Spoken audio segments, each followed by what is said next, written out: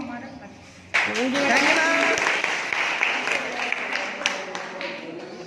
Sir आप होता है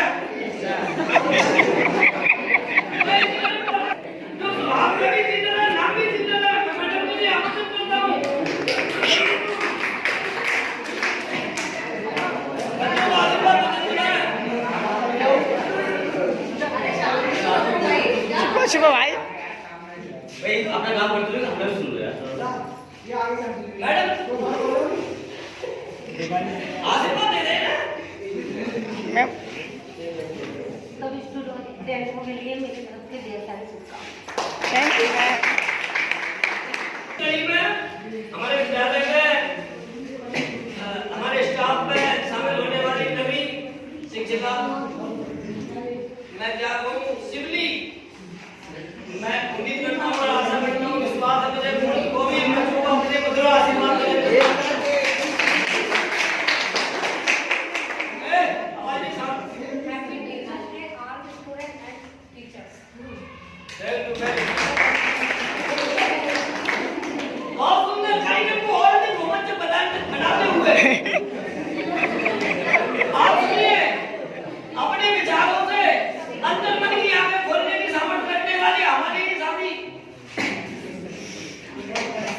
शिक्षिका कुमारी मुक्ता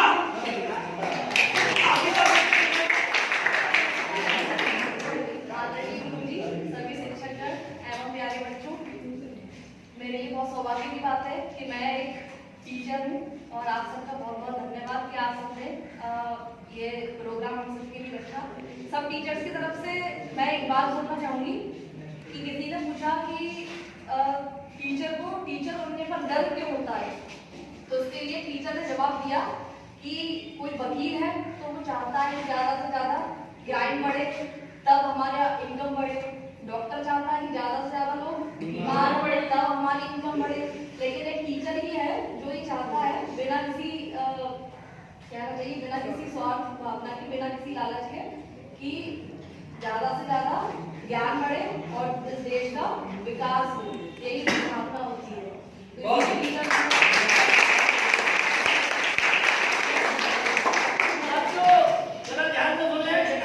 बहुत अच्छी बात पर मुक्ता जी ने अपने विचार केंद्रित किए। शिक्षक की कीमत आप नहीं समझते, शिक्षक मिट्टी को सोना बना देता है, मिट्टी को सोना बना।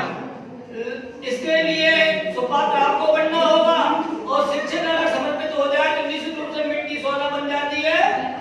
अभी मैंने सुबह एक पेपर में पढ़ा था, एक शिक्षक ने चाय की मतलब एक अंडे की दुकान पे अंडा बेचने वाले को बच्चे को और पता चला इंजीनियर बना दिया। क्या बना दिया? इंजीनियर।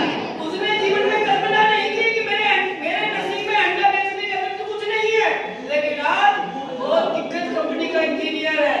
बच्चों शिक्षक के शिक्षक को शिक्षक का बुरा जितना किया जाएगा थोड़ा है।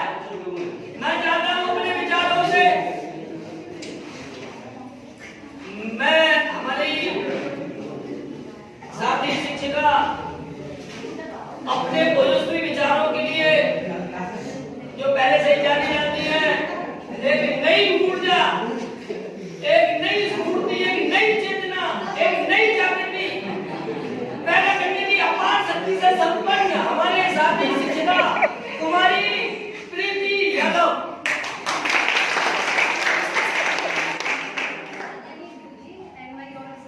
पहले तो सभी के लिए टीचर्स डे की बहुत बहुत शुभकामनाएं। दूसरा जो मुक्ता मैम ने बोला मैं उसके ऊपर कुछ लाइनें बोलना चाहूंगी। जीने की कला सिखाता है टीचर, जीने की कला सिखाता है टीचर, ज्ञान की राह कीमत बताता है टीचर। पुस्तकों से कुछ नहीं होता अगर ज्ञान नहीं बताता टीचर।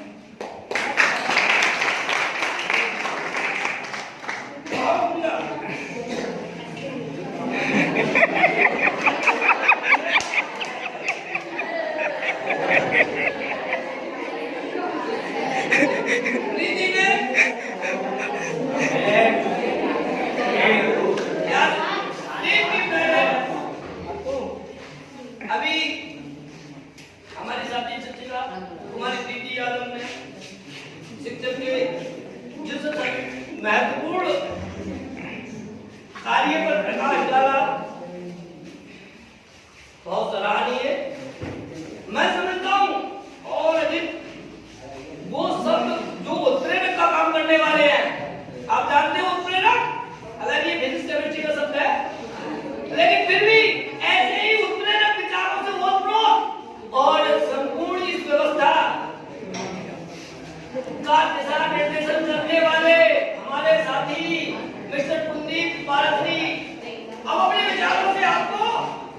आप वचन प्रदान करेंगे।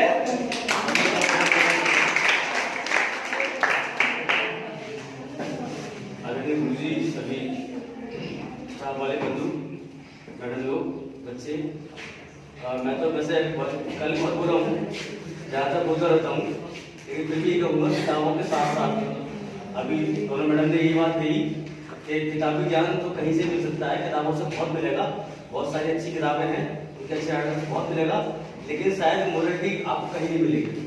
और अभी इस एज में नहीं सीख पाए, शायद आप कभी नहीं सीखोगे, क्योंकि इसकी भी एज सीखने की होती है। आपने सुना होगा कि बच्चा अपने बाप से बाहर निकल गया, माँ की बात नहीं मानता, तो एक समय ऐसा आता है जो जहाँ हम बिल्कुल हमारा दिमाग मोरलिटी की तरफ जाता नहीं है, हम बिल्कुल पत्थर हो जाते हैं, ना घर वालों को देखते हैं ना बाहर को देखते हैं। लेकिन अभी आप मोल्ड हो सकते हैं उस मामले में जहाँ मोरलिटी एक ऐसा क्षेत्र है, अगर आपने वो क्षेत्र किताबों से हम एक जॉब पा सकते हैं, चाहे वो गवर्नमेंट हो चाहे प्राइवेट हो, लेकिन मोरलिटी से हम अपने समाज में, हम अपने माहौल में जगह पा सकते हैं और नाम पा सकते हैं। ये जरूरी है, क्योंकि मैं तो बहुत बोलता हूँ और सभी से कहूँ कि सब लोग बोले। मैं तो कल नाराज भी बहुत हुआ था, बच्चों में 9th वाले मौजूद हैं, लेकिन बुरा लगा हो, सॉरी, लेकिन बात सही थी मेरी कि अगर आप ये माहौल में अभी से नहीं रहोगे तो एक स्टेज ऐसी आएगी कि अगर कोई ढलेगा भी आपको तब आप नहीं ढलोगे, और आप खुद चाहोगे तब नहीं ढल पाओगे। तो बेहतर होगा कि आप शिक्षा के साथ साथ ये नैतिक ज्ञान भी जरूर लो कि सम्मान जो है, और फिर ये कहा भी जाता है कि बेशक फर्स्ट टीचर हमारे घर में हमारी मदर होती है हर किसी बच्चे की, लेकिन उसके बाद जो सेकेंडरी टीचर जो होते हैं, जो हम लोग को इस पोजीशन पर ज्ञान दिलाते हैं कि माहौल क्या है, समाज क्या है, इस क्षेत्र ज्ञान दिलाते हैं, वो सिर्फ टीचर होते हैं, लेकिन एक लिमिट तक, उसकी भी एक एज होती है। एक एज के आप क्रॉस कर जाओगे तो आप किसी की नहीं मानोगे। तो मेरा सबसे रिक्वेस्ट यही है सभी से, टीचर से है कि वो बच्चों को ज्ञान देना है, और बच्चे भी किताबी ज्ञान के साथ साथ तो आपको मिलेगा, लेकिन मोरलिटी को जरूर ध्यान दें। ये जीवन का सबसे अधिक महत्वपूर्ण पहलू मैं समझता हूँ शायद है भी, बाकी सब लोग मुझसे ज्यादा सभी समझता हूँ कि योग है, मैं तो अपने आप को बहुत सुशील मानता हूँ, लेकिन मोरलिटी वाला व्यक्ति कभी समाज में गिर नहीं सकता। पढ़ेगा गिर सकता है, क्योंकि सभ्यता नहीं होगी तो गिरेगा, लेकिन जिसके अंदर मोरलिटी होगी वो समाज में हमेशा ऊंचा रहेगा। बाकी बहुत कुछ लोग कह रहे हैं, धन्यवाद।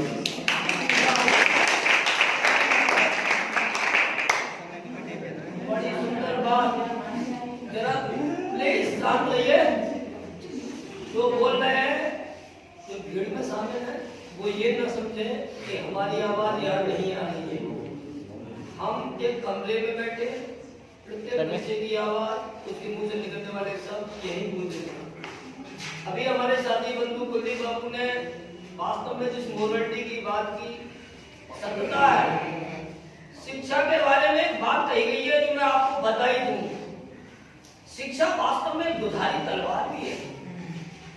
अगर हमने उसे मोरलिटी के कवर में नहीं रखा तो वह हमारा भी अहित बढ़ सकती है। अगर उसे हमने मर्यादा से आचरित नहीं किया, वह शिक्षा शायद कल्याणकारी न होकर विनाशकारी भी हो सकती है। शिक्षा मर्यादा के तहत हो, आचरण के तहत हो, और शिक्षा कहते किसे हैं? मैंने तो हाई स्कूल में और फर्स्ट ईयर में ये बताने का खूब प्रयास किया है, और अभी भी बताता हूँ कि शिक्षा जीवन में व्यवहार परिवर्तन का दूसरा नाम है। अगर हमारे व्यवहार में परिवर्तन नहीं आया, हम समाज के प्रति सहृदयी न रहे, हम सम्मानजनक व्यवहार स्थापित न कर सके, शायद हम सच्चे अर्थों में शिक्षक या शिक्षित ही नहीं है। शिक्षित होने का मतलब है कि हम समाज के लोगों का सम्मान करें, परिवार के लोगों का सम्मान करें, माता जो दुनिया की और पिता जो दुनिया की दुर्लभ दौलत है, हम उनके महत्व को समझे, गुरुओं का सम्मान तो उनके बाद आता है। अगर प्रक्रिया वहीं से सही होगी, निश्चित रूप से आगे भी व्यवस्था सही होगी, चली जाएगी। और आपको बता दें कि शिक्षा परिवर्तन का नाम है, और जो बच्चे अपने साथ स्टेप बाय स्टेप परिवर्तन को आत्मसात करते हैं, दुनिया में कोई ऐसी मंजिल नहीं जिसे वो पा नहीं सकते। मैं इसी कड़ी को और आगे बढ़ाते हुए अपने साथी, नवीनतम साथी मिस्टर अमरपाल मोरे के लिए आमंत्रित करता हूँ। मेरे सभी प्यारे गुरुजन एवं सभी सबसे पहले आपको इस टीचर डे पर बधाई देना चाहूँगा कि आप पढ़ लिख कर आगे कुछ बनो। शिक्षा यहीं से नहीं सीखी जाती, शिक्षा कहीं से भी सीखी जा सकती है, पर हर शिक्षा सही होनी चाहिए। शिक्षा देने वाला इंसान सही हो और लेने वाला भी सही हो। नहीं, शिक्षा देने वाला भी सही हो। हाँ, शिक्षा दो तरह की शिक्षा होती है, गलत शिक्षा एक सही शिक्षा। गलत शिक्षा जो आपके लिए नुकसानदायक होगी, तो इससे बस मैं एक ही बात कहूँगा कि आप पढ़ो लिखो और आगे कुछ बढ़ो ताकि हमारे साथी बंधु जो गलत और सही शिक्षा की बात कर रहे थे, वो सोच होती है सकारात्मक और नकारात्मक। अगर हमारी सकारात्मक सोच है, उन्नति को हमारी कोई रोक नहीं सकता। अगर हमारी सोच सकारात्मक है तो हमारी उन्नति को कोई रोक नहीं सकता। दुनिया की कोई ताकत हमारे पैरों को आगे बढ़ने से रोक नहीं सकती यदि हम ही नकारात्मकता के शिकार हो जाए। आएंगे? अगर हमारे अंदर नेगेटिविटी आ जाए, हम शिक्षा के महत्व को डिमोलाइज कर दे, हम शिक्षक के महत्व को भूल जाए, हम माता पिता के महत्व को भूल जाए, तो शायद ये नकारात्मकता होगी और नकारात्मकता हमें पतन की ओर ले जाती है, सकारात्मकता हमें उन्नति की ओर ले जाती है। प्राचीन काल से हमारे धर्मशास्त्रों में कहा गया है कि गुरु बना में जाकर मट्टा पीजे छान बड़ी देहाती कहावत है। अर्थात गुरु भी हमें ऐसा मिलना चाहिए जो वास्तविक ज्ञान से परिचित करा सके, अंधकार से उजाले की ओर ले जाने की उसमें ताकत हो, तभी तो वो हमें ले जाएगा। जिसमें खुद ही ताकत ना हो वो हमें क्यों ले जाएगा? इसलिए गुरु का चयन तो सभी विद्वता से करते ही है और विद्यालय में भी शिक्षकों को जो चयन किया जाता है वह योग्यता के मानदंडों पर किया जाता है। बहुत सी बातें अभी और भी छिपी हुई हैं, हमारे साथी बंधुओं को मुखारबिंद से निकल रही है। इसी कड़ी को थोड़ा और आगे बढ़ाते हुए अपने साथी बंधु और मैं इन्हें चीफ डॉक्टर का अवार्ड देता हूँ और उनका नाम है मिस्टर भाई।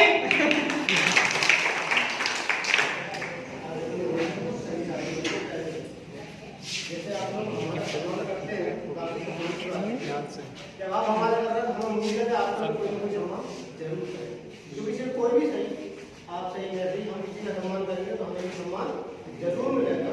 और आप ऐसे ही आगे जो भी गुरु मिलेंगे यहाँ से भी आगे जाएंगे उनका भी आप इसी तरीके से सम्मान करेंगे। मुझे बड़ी प्रसन्नता हो रही है कि हमारे साथ में कुछ ऐसी दिग्गज हस्तियां भी विराजमान हैं। मुझे बेहद प्रसन्नता हो रही है कि हमारे साथ में कुछ ऐसी दिग्गज हस्तियां भी विराजमान हैं जिनकी उपस्थिति हमें अपने में गदगद कर रही है, अर्थात सुखानुभूति प्रदान कर रही है। और मैं समझता हूँ कि विज्ञान की बारीकियों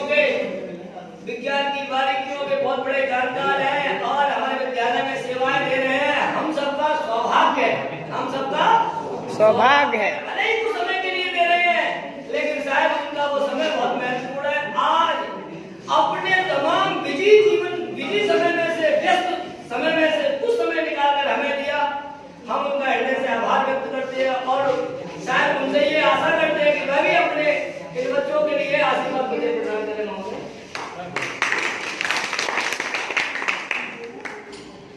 आपको टीचर डे पर सब बच्चों को साथियों को बधाई, बहुत बधाई आप लोगों को।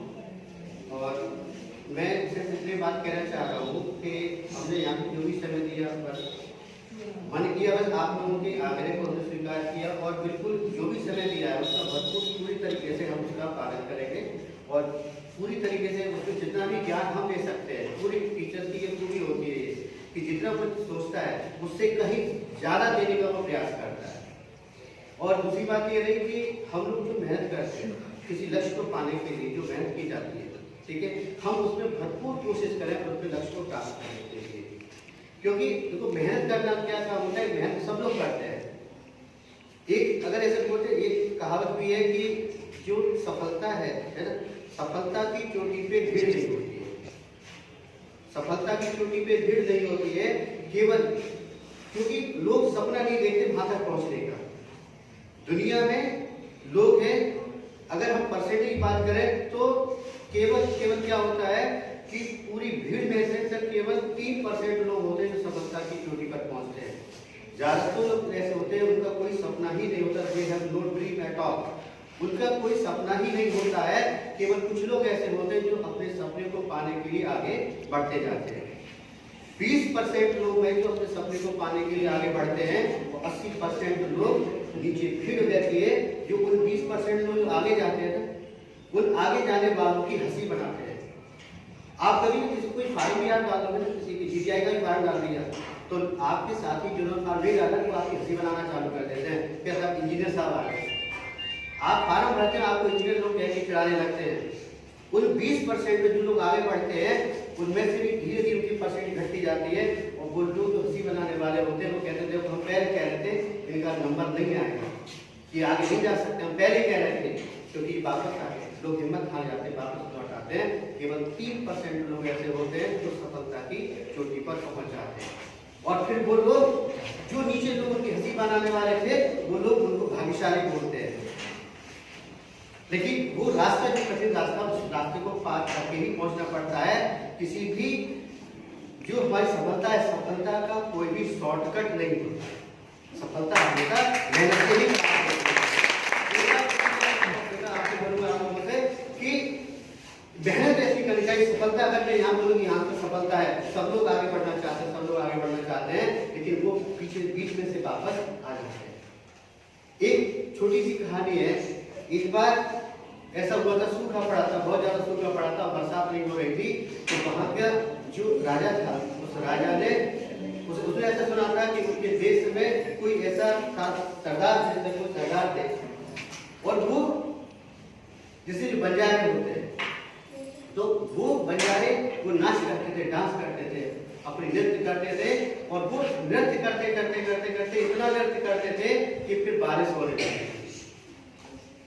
तो उस राजा ने उन बंजारों को बुलाया कि बारिश नहीं हो रही, आप नाच करो यहाँ पर। तो वो उनका नृत्य हुआ, वो नाचते रहे और बरसात हो गई। कई बार ऐसा हुआ तो राजा ने पूछने कहा, उस सरदार को बुलाया कि तो हमें ये बता के दो इसके पीछे राज क्या है कि तुम नाचते हो और तो फिर तुम्हारे नाचने से बरसात कैसे हो जाती है। उन्होंने और को बुलाया था कि तुम अगर नाचने से बरसात हो जाती है तो अगर बंजारे नहीं नाचेंगे तो किसी और से यहाँ नृत्य गाते हैं और वो नृत्य कराया, फिर भी किसी के नृत्य करने से बरसात नहीं होती। तो उसका रहस्य जानना चाहा सरदार को बुलाया, बंजारा सरदार को, कि ये बात बता के दो तुम्हारे नृत्य करने से बरसात कैसे हो जाती है। तो सरदार ये बोला था कि साहब ये हमारी खूबी है, इस राज को हम नहीं बता सकते कि यही तो हमारी है, ये रोजी रोटी हमारी, हमारा नाचे से नृत्य होता है, वरना हमें कौन पूछेगा। तो राजा उसको जो सजा सुनाई, बोले तुम्हारा तो मृत्युदंड दे दिया जाएगा अगर तुमने ये राज यहाँ पर नहीं बताया तो बस इसी में एक जो हमें शिक्षा लेनी चाहिए, इसी लाइन में पूरी शिक्षा है। तो सरदार ये बोला कि हमारे नाचने से बरसात नहीं होती।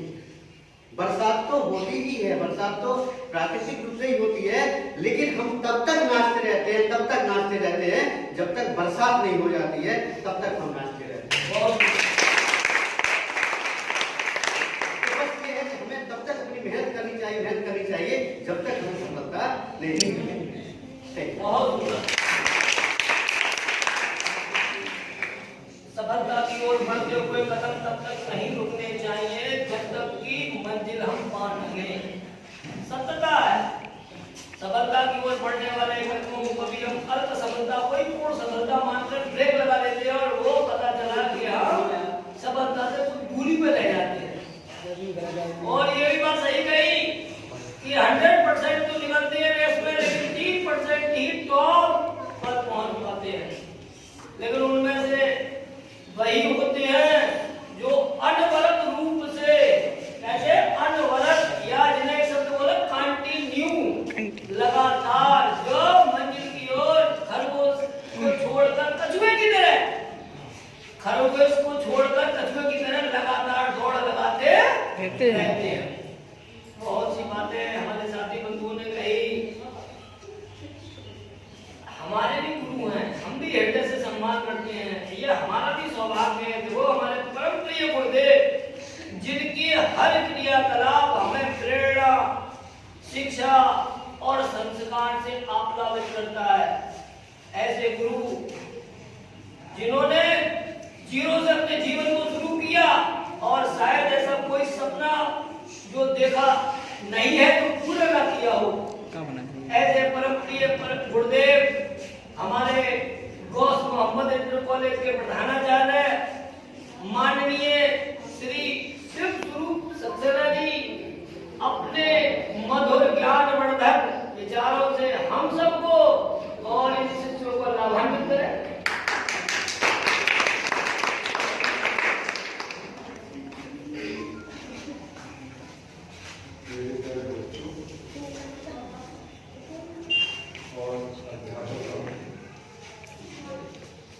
आज हम लोगों की कितने सौभाग्य का विषय है कि हमारे शिष्यों ने टीचर का सम्मान करने के बारे में इतनी तैयारियां की। मैं अपने उन टीचर्स का, गुरुओं का नमन करता हूँ जिसकी बदौलत मैंने शिक्षा क्षेत्र में आने का प्रयास किया। पता नहीं क्यों भावुकता से पहले आंखों में आंसू आ जाते हैं। इसका रीजन मैं समझ नहीं पाता। वैसे बहुत बोलता रहता हूँ। उसकी वजह ये है कि मैंने किसी चीज को स्वीकार किया तो दिल से स्वीकार किया।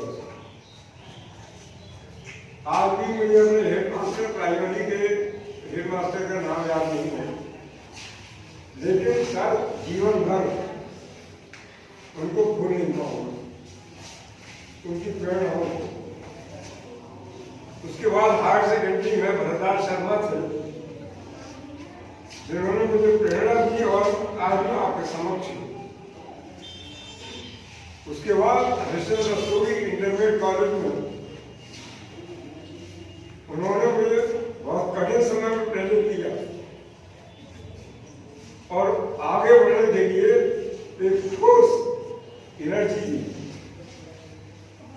उसके बाद डिग्री कॉलेज में जब इलाहाबाद यूनिवर्सिटी में पहुंचता हूँ तो आदित्य नारायण विषय जो थे वो जीवन भर तक मुझे याद रहेंगे, जो मुझे अपने कैबिन में लाकर मुझे प्रेरणा देते थे। क्योंकि उस समय मैं ऐसे दौर से गुजर रहा था कि मेरा पढ़ना बिल्कुल संभव था, लेकिन मुसीबतों के झंझटों से जूझता हुआ मैं इलाहाबाद यूनिवर्सिटी को भी क्रॉस कर गया। उसके बाद एंटी ट्रेनिंग गवर्नमेंट देती है अपने खर्चे पर, वहाँ मेरा सिलेक्शन हुआ। और उस समय आर.एस. मिश्रा जो उसके डीन थे, बहुत काम करना पड़ता था, तो बीएड वगैरह कुछ रहे नहीं, बहुत काम करना पड़ता था, रात पर हम लोग जगते थे एडमिट में। तो उन्होंने जो प्रेरणा दी और दोनों में प्रैक्टिकल और थ्योरी में फर्स्ट डिवीजन दिलवाने के लिए उन्होंने संघर्ष कहा कि आप देखिए उसको क्या ग्रेड दिए गए। और होते होते मैंने ये सौगंध खाई थी कि मैं अपने परिवार में इतना पढ़ूंगा कि मेरे परिवार में कोई पढ़ा लिखा नहीं होगा और वो मेरा लक्ष्य प्राप्त होगा। इसके बाद बेटे तुम लोग बड़े बच्चे हो, छोटे बच्चे तो नहीं हो। एक बात, बहुत सी बातें आपने सुनी, एक बात मैं तुम्हारे सामने कहना चाहता हूँ, अगर उसने काट मानी आपने तो बहुत कामयाब हो गया है। देखिए, ऊंचाई से गिर के आदमी खड़ा हो सकता है, खड़े होने के चांस होते हैं उसके, लेकिन आपने अपने कर्मों से, अपने उद्देश्यों से किसी टीचर के सामने अपना सिर नहीं ऊंचा करने का प्रयास किया तो जिंदगी में कभी नहीं आप सिर उठा सकते।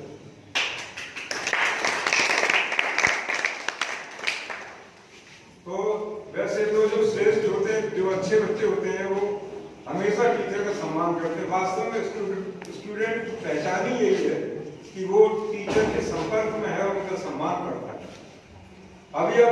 अभी 4 तारीख को दैनिक जागरण है, मैंने उसको पेपर को कट आउट करके रखा हुआ है। बनारस में चाय बेचने वाला था कोई व्यक्ति, उनके बेटे थे गौतम श्रीवास्तव, उनको इंटरमीडिएट में पढ़ाने वाली प्रवक्ता थी, उसका नाम दिया हुआ संगीता, आगे कुछ और है।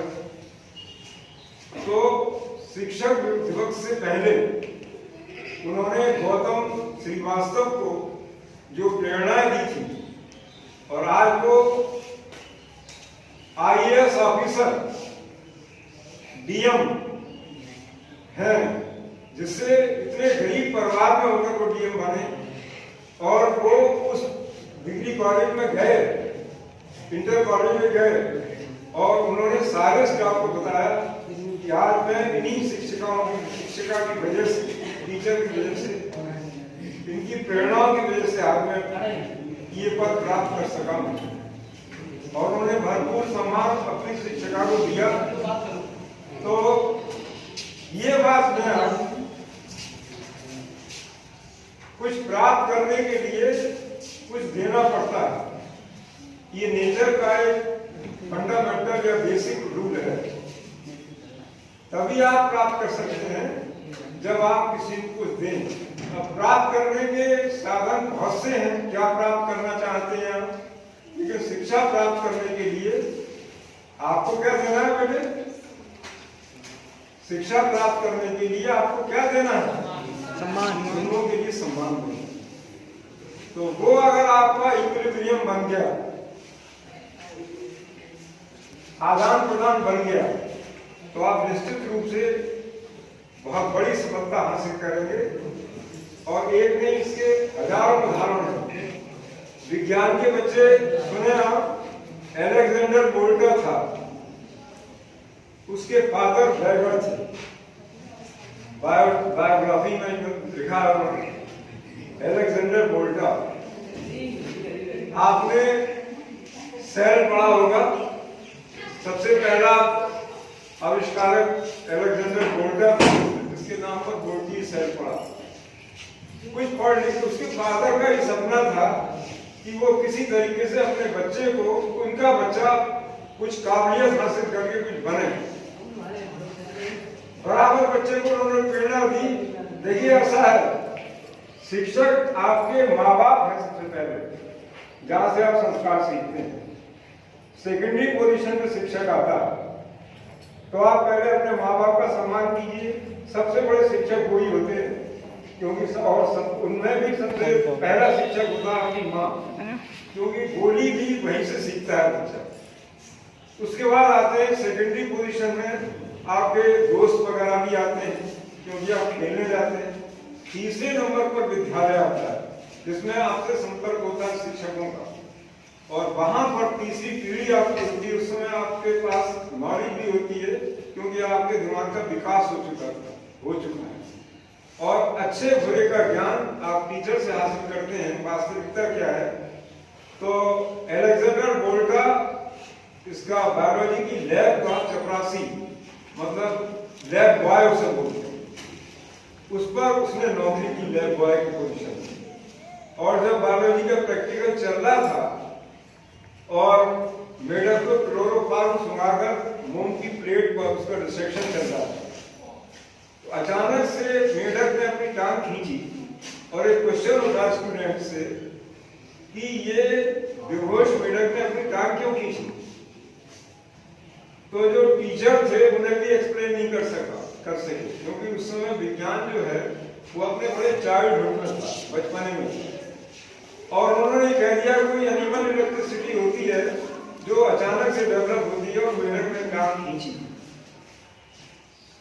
घंटी बजी, स्टूडेंट्स चले गए, लेकिन वो जो स्टूडेंट था, वो जो लैब बॉय था, उसको बेचैनी हुई कि आगे है क्या।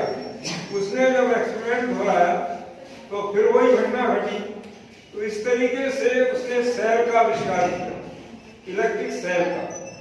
और वो आगे आगे बढ़कर आपका विभव का मात्रक वोल्ट, फिर उसी के आधार पर इलेक्ट्रोलिसिस बनी वोल्टामीटर, और तमाम तरह की इकाइयां उसी व्यक्ति पर हुई। तो एक जरा सा कारीगरों का टीचर्स की प्रेरणा के आधार पर क्या बन गया। तो ऐसा बनने का प्रयास करिए। आज की बातों को आपने जो सुना, उसको अंगीकार करें, डाइजेस्ट करें आप, तभी होगा। हम लोग एक कान से सुनते हैं, दूसरे कान से निकाल देते हैं। लेकिन इतने जो बच्चे हैं जो रुके हैं इस फंक्शन में भाग लेने के लिए, उनमें से अगर 2% भी बच्चे इसको, इस अभिहीत को या अनुसरण जो भी आप कर सकते हैं उसको अपने गार्ड मान लें। एक जिद आपकी होना चाहिए। जिद जो है वो बड़ी लाभदायी होती है। अगर जिद नहीं होता तो ध्रुव कैसे भगवान पा लेता। तो जिद आपकी होना चाहिए। जैसे आपके पास एक सवाल नहीं आता है तो आप जिद करना चाहिए, ऐसा नहीं उसको पटक दिया आपने, और क्वेश्चन करना चाहिए कि हम इसके सिद्धांत को जानते हैं तो ये सवाल आ क्यों नहीं रहा। वो आएगा, समय लगेगा और ऐसा आएगा बेटा कि तुम्हें जिंदगी भर तक याद रहेगा। किसी का बताया हुआ तो तुम भूल जाओगे, लेकिन जो तुमने अपने आप सीखा है तो बहुत लंबे समय तक याद रहता है। तो इन सब चीजों के साथ मैं आप सबको बधाई देता हूँ, अपने टीचर को बधाई देता हूँ जिन्होंने आपको प्रेरित किया, और उसी प्रेरणा से आपने इतना अच्छा प्रोग्राम किया। सभी को धन्यवाद।